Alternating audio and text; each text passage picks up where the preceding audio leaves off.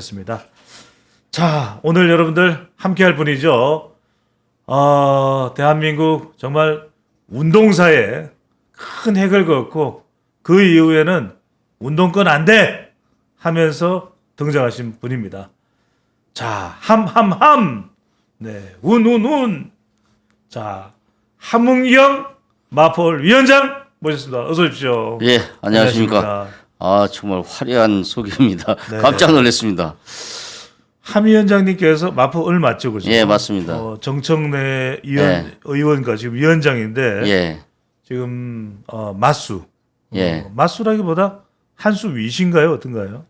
뭐 요즘 행사장에서 마포 행사장에서 만나면 저하고 잘 눈을 마주치지는 않아요. 예, 그래서 저하고 너무 째려 보셨다가 탄핵 당하는 거 아니에요?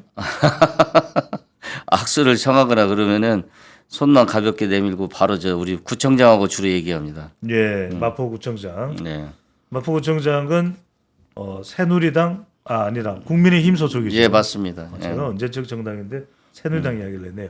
자, 우리 위원장님은 또 서울대 물리학과를 졸업하셨어요, 그죠? 네, 그렇습니다. 하태경 전 의원 보니까 네. 물리학과 나오신 분들이 당구 잘 치던데. 저는 당구 잘 못 칩니다. 네, 어디 가면 30 친다고 합니다. 30. 예. 물리의 세계는 정복을 하셨는데 아직까지 당구의 세계는 아니다. 예, 팀으로 짜가지고 그 쿠션 하는 거 있죠. 예. 예, 30인데 쿠션이 가끔 됩니다. 3쿠션. 예. 네, 알겠습니다.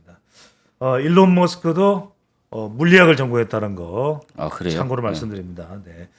자, 여러분들 지금 모든 관심은 이재명 대표에게 가 있고 또 한동훈 전 대표의 책 지금 오픈런이 되면서 책이 불티나듯 팔리고 있다. 지금 교보문고에서도 올려놓자마자 책이 사라졌다. 올려놓지도 않았는데 책이 사라졌다 그래요. 그래요? 예. 이건 어떤 현상으로 봐야 될까요?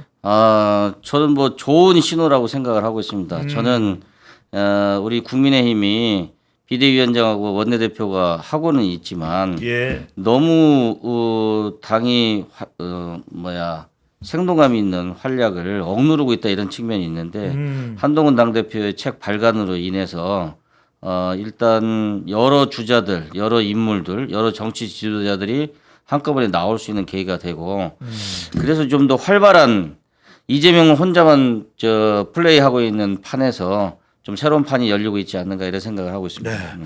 이른바 지금 한동훈 전 대표가 등장하면서 상당히 이 국민의힘 내부도 상당히 좀 요동치면서 예. 활력을 띈다 이런 또 이야기 나옵니다. 자, 오늘은 함은경 위원장과 어제 있었던 윤석열 대통령의 최종 변론 하나하나씩 짚어보겠습니다. 먼저 68분간 네. 네, 많은 사람들은 45분, 길어야 45분일 거라고 얘기했습니다만 저는 방송에서 1시간이 넘는다, 네. 넘을 거다 이렇게 예측을 했고 윤석열 대통령이 하고 싶은 말을 다 쏟아낼 거다 이렇게 전망했는데 네. 일단 총평입니다. 윤석열 대통령의 68분간의 최종 변론 어떻게 보셨는지. 일단 저는 굉장히 답답하게 느끼면서 봤습니다. 네. 예. 저는 다른 사람들보다도 윤석열 대통령을 대통령 후보로서 선택하고 표를 찍었던 사람으로서 좀 더 잘해줬으면 하는 그런 안타까움, 그 다음에 아마 임기를 다 마쳤으면 좋았을 걸 하는 생각, 그리고 왜 헌재에서 저렇게밖에 못할까 이런 여러 가지 복잡하고 착잡한 감정이 교차되면서 하여튼 가슴에 그냥 답답한 느낌이 들었습니다. 네. 답답했다. 네. 이런 말씀을 주고 계십니다. 자, 오늘은 정말 유튜브 방송 중에서 최초로 정말 내용을 하나하나 이렇게 따져보려고 합니다. 자, 내용을 하나하나 따져볼 텐데 먼저 이 68분간의 전문 내용, 대통령이 초반에 감사와 성찰의 시간이기도 했다라고 이야기를 했고 국민 여러분께 감사하다. 그리고 불편함을 드려서 죄송합니다. 이렇게 얘기를 했는데 함 위원장 보시기에는 대통령의 최종 변론에서 사과가 어떤 형식으로 어떤 내용으로 얼마나 분량이 당길까가 중요한데 어떻게 보시는지요? 뭐 사과에 대한 부분은 그렇게 눈에 들어오지는 않았고요. 자신의 이 한 비상계엄이 정당하다. 요거에 대해서 많은 시간을 할애해서 한 걸로 봤고요. 저는 첫 대목부터 진짜 저 가슴이 무너졌습니다. 어떤 대목이었나요? 뭐 사과 내용을 하자마자 그 첫 대목이 가장 중요한데 12월 3일 비상계엄은 과거의 계엄과는 완전히 다른 것입니다. 이러면서 국민을 억압하는 계엄이 아니라 계엄의 형식을 빌린 대국민 호소입니다. 이렇게 말했거든요. 그 말을 듣는 순간 완전히 띵했습니다. 예. 이 세상에 비상계엄이라고 하는 수단을 대국민 호소, 예. 계엄의 형식을 빌린 대국민 호소라고 했을 때 이게 말이 되는 이야기야? 하하. 이런 생각이 팍 들었죠. 네. 차라리 윤석열 대통령의 설명대로 12월 3일 비상계엄 선포가 아니라 대국민 호소문이었다면 오히려 더 많은 국민이 지지할 수도 있었다. 이 말씀인가요? 아니 이렇게 규정을 하고 시작을 했는데요.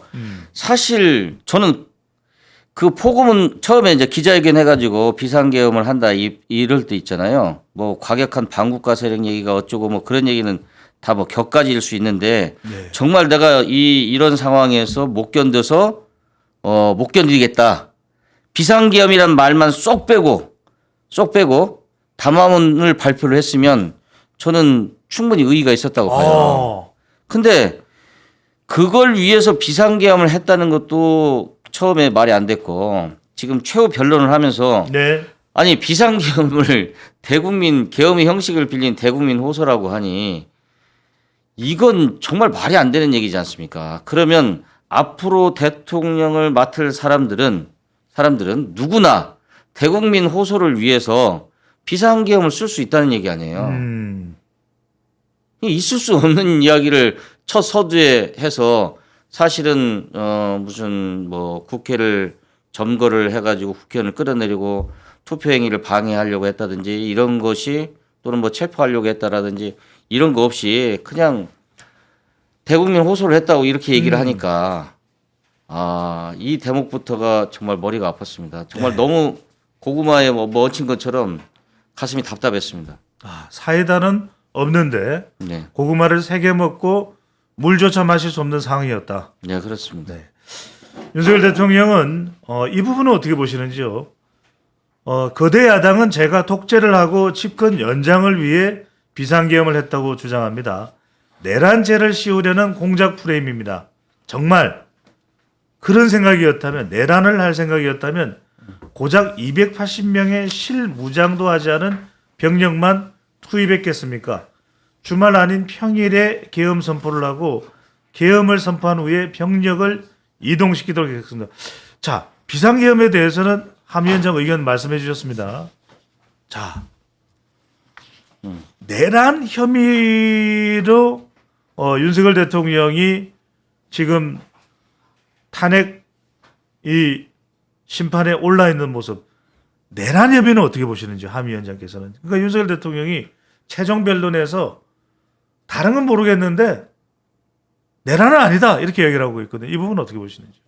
저는 뭐 기본적으로 처음부터 이 비상계엄 조치를 내란이라고 규정하고 있었습니다. 그래서 뭐 그거에 대해서 별도의 다른 이야기는 설명할 필요도 없이 요건 그러니까 뭐 우리가 국가라고 하는 게 대통령만 있는 게 아니고 입법권도 있고 사법권도 있고 행정권도 있고 각각의 국가 권력이 있는데 예. 어느 한쪽이 다른 국가 권력을 힘으로 제압해서 또는 권한을 행사하지 못하도록 봉쇄를 한다든지 억누른다든지 이런 것은 할 수 없도록 우리 헌법에 규정돼 있는데 그런 국가의 권능을 마비시키려고 하는 행위 자체가 이건 내란에 딱 들어맞는 것일 수밖에 없다 저는 이렇게 보거든요. 예. 그래서 뭐 물론 헌법재판관이나 다른 법률 전문가들이 판단을 하겠지만 저는 정치적으로 이걸 재판에 가서 지금 대법원까지 앞으로 뭐 몇 년에 걸릴지 모르겠습니다만은 내란으로 유죄 판결이 나올 거라고 저는 짐작하고 있습니다. 네. 함 위원장께서는 이번 대통령의 비상계엄에 대해서 내란 혐의로 본다. 예. 자 그렇다면 윤석열 대통령이 아무 일도 일어나지 않았지 않느냐. 또 결국 끌어내진 사람은 없지 않느냐. 또 체포된 사람은 없지 않느냐. 이 부분에 대해서는 별다른 헌법재판의 판결에 영향을 줄 부분은 없다 이렇게 보시는 거군요. 네, 뭐 지금 우리가 이제 사기 탄핵이다 이렇게 얘기하면서 내란죄를 뺀 것에 대해서 얘기를 하는데 그 원래 처음에 이제 쟁점 사항 저희가 뭐 법률 전문가가 아니니까 제가 아는 한도 내에서는 쟁점 사항을 네 가지를 정리를 했죠. 예. 포고령 문제나 뭐 저 선관위 들어간 거나 뭐 국회 뭐 사람 들어간 거나 이런 등등에 대해서 네 가지 쟁점 사항을 정리를 했고 그 쟁점이 사실 다 내란죄와 관련된 내용입니다. 그 내란죄와 관련된 내용을 별도로 유무죄를 판단하지 않고 탄핵에 이를 수 있는 정도까지를 보겠다고 한 거기 때문에 지금 현재 헌재에서 무슨 내란죄 뭐 유죄 판결을 내릴 이유가 없잖아요. 무슨 얘기냐면은 유죄 판결을 내린다는 것은 무슨 형량을 정한다든지 이런 것과 직결되는 건데 헌재가 그런 일을 할 이유도 없고 할 필요도 없기 때문에 예. 탄핵에 이르는 과정에서 필요한 정도까지는 충분히 보겠다고 하는 거고 그 점에 있어서는 뭐 지금까지 헌재 태도가 바뀌거나 그러진 않았다고 봅니다. 알겠습니다.